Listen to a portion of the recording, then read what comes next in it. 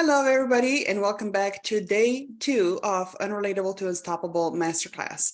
My name is Sara Oblak Speicher, and I am so excited to talk to you today about determining your own energetic blueprint and its daily application. What does that mean? In other terms, you know that you glow differently, right? When you don't need external validation. So how do you make that shift? Before we dive into the topic of today, yesterday we were talking about identifying your own unrelatable advantage. Other people might call it competitive advantage or unfair advantage in your own unique rhythm. So go check out the video somewhere around this one. You're going to find the link. And also I felt inspired and called to launch this series for all the remarkable unconventional women out there who are ready to rearrange the pieces and transcend the weight of other people's expectations in order to unleash the true power of your magic and not only transform your life, but harmonize your home, deepen relationships, simplify your life, amplify your results, make your life your legacy, and anything in between that's calling to emerge. And we want to do it in a way that does not waste your time and energy, which you already don't have, if we're honest. And in particular, in a way that doesn't have you fit into places that you no longer belong to. Quite a tall order, I get it. So let's dive right into today's topic. My intention is to be done with this masterclass in 20 minutes or so. Let's see. All right, so I was inspired to really dive into this one because I spent quite some hours on the phone with a dear friend of mine not that long ago who was absolutely floored because a response that she received from somebody that she admired evoked the wounds that she thought she already healed. So what am I talking about? You know, this can be any other situation, but in particular for my client, she went to a networking event. You know, so many of us have yet to go out there and mingle with people in 3D reality after the past couple of years, right? So she did. She put herself out there. An introvert, a mystic who usually reserves one-on-one time and in-person time for just very special occasions. She was like, you know what, if I want different results, I'm going to put myself out there differently. I'm going to do things differently. So let's go. She attended this event equipped with remarkable business cards and elevator pitch down to the T, practiced over and over again, quite a different versions so that, you know, the conversation could be as natural as possible. So here it was, she was standing in front of this person that she really admires and respects, excited to finally meet them in person and introduce herself. Only that the moment she opened her mouth and said that who she was and what she did, that person rolled their eyes and kind of stomped away very disrespectfully.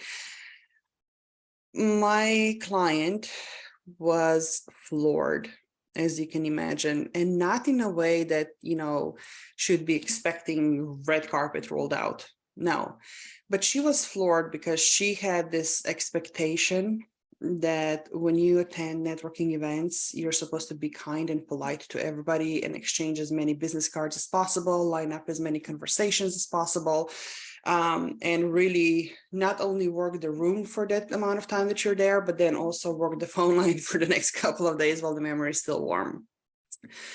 That didn't happen for her. She came home with one connection. And when we talked on the phone, she was at the verge of tears because, again, this sense of abandonment and betrayal were really, really wreaking havoc. So it took time to just breathe, relax, and remember step by step who she actually is. And as we redefined and redirected the energy, as we elevated perspective, as we ask different questions, and as we ask questions differently, my client then finally realized that, hey, I'm a mystic. That means that I don't do networking like most people. In fact, I am not for most people. And you know what happened? Absolutely, she's not for most people. She made this one connection that ended up being not just a client and a magnificent referral source. That one person ended up being a gatekeeper to communities and to connections where my client was accepted and received with open arms, and so many other opportunities were able to be unlocked from that one connection. So as I said, the applications for how you are feeling and where are you trying to go up the stream is against with your own flow in order to fulfill somebody else's expectations, in order to fit the norm, or to play by the rules. It doesn't have to be networking. It can be climbing the corporate ladder. It can be trying to cook everything from scratch when you might be easier off buying prepared meals, or the other way around, trying to buy prepared meals when your heart and soul are yearning for something cooked from scratch, and you absolutely float around the kitchen when you give yourself that permission. Maybe it's business, falling sideways because your business is growing slowly, then all of those quote unquote overnight success stories of going $0 to $1 million in 3 months, right? Listen, I've been a part of this industry for 11 plus years. I've seen it all, I've experienced it all, and I'm still learning every single day. And there's not a shortage of examples that will stab you right through the heart if you let it.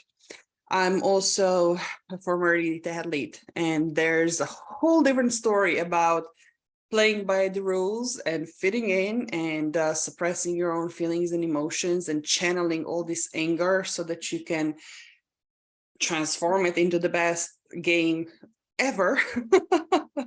There's a healthy way of doing this, and there's a way of doing that will absolutely have you bedridden, body falling apart, quite literally, disconnected from your soul. So, hello, dark night of the soul. Been there, done that too. Not so fun at all.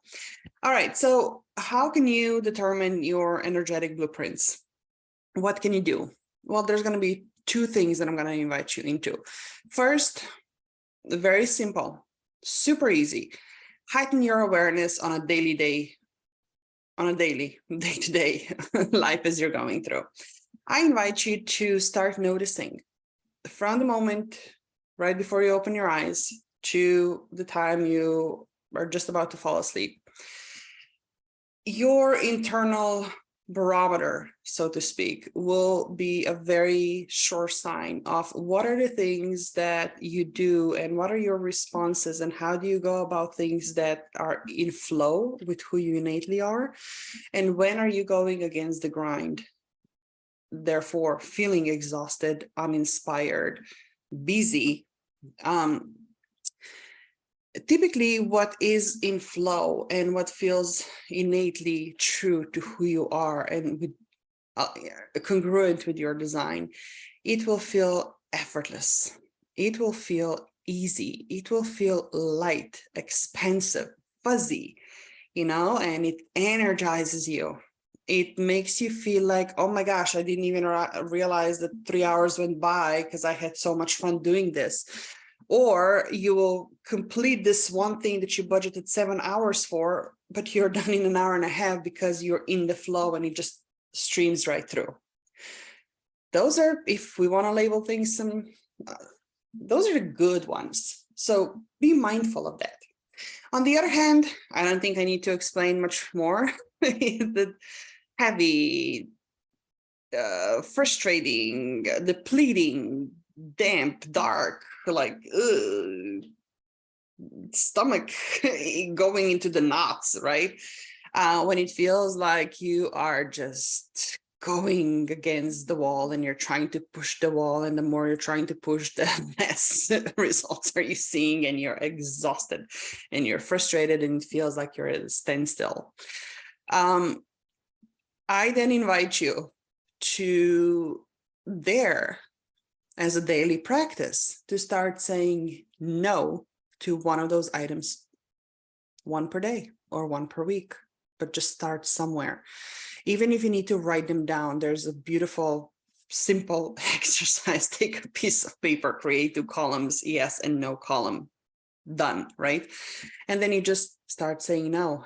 Say no first and figure it out later. For this, at the same token, what can you say yes to? A very dear friend of mine, a former fellow athlete and business partner that I teamed up with last year, she what she practices is energy ledger, pretty much the same principle. And at the end, you simply tally it up and you just reevaluate at the end of the day, are you in the red or are you in the black, right? And if you're in the red, what can you adjust so that you are at least breaking even in the worst case scenario? So that's number 1, super simple daily application. And listen, you are going to be feeling guilty for saying no, and you're going to be made to feel ashamed for saying no, and you're going to be trying to be persuaded to change your mind. And are you sure? No is a complete sentence. Just remember that. Now, the second part of this is a little bit more exciting and a little bit more time consuming, but a lot more revealing.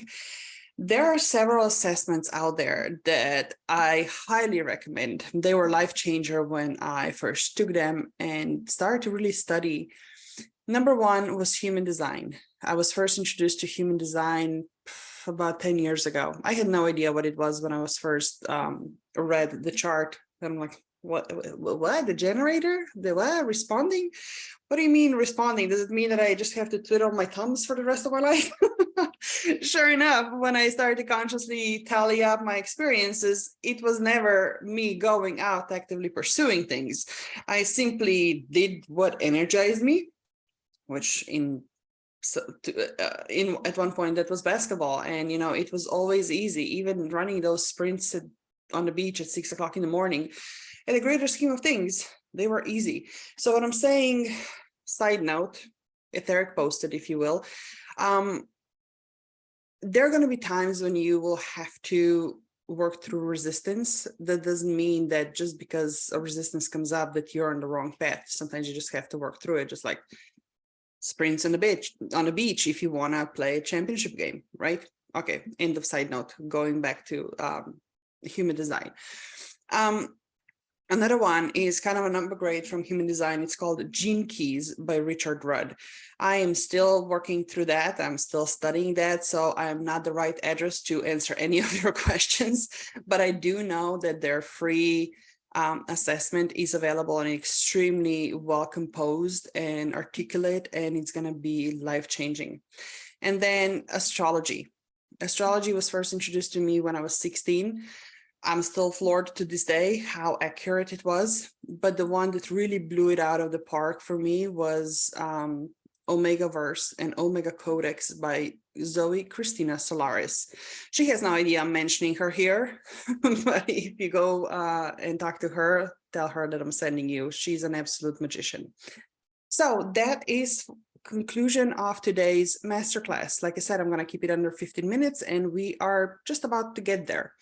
So tomorrow we're going to be talking about, oh, here it is, dissolving physical, mental, emotional, energetic bottlenecks, gaps, and leaks that hold you back. So get ready for that one. And just to summarize today's content, we were talking about determining your energetic blueprints and apologetic application so that you can not just glow differently when you're not chasing external validation, but really create a life that it's just so much juicier and simpler, and it gives you a lot more moments to just breathe and be present and be truly who you are, as opposed to what everybody else is expecting of you to be. So talk to you tomorrow. Take care.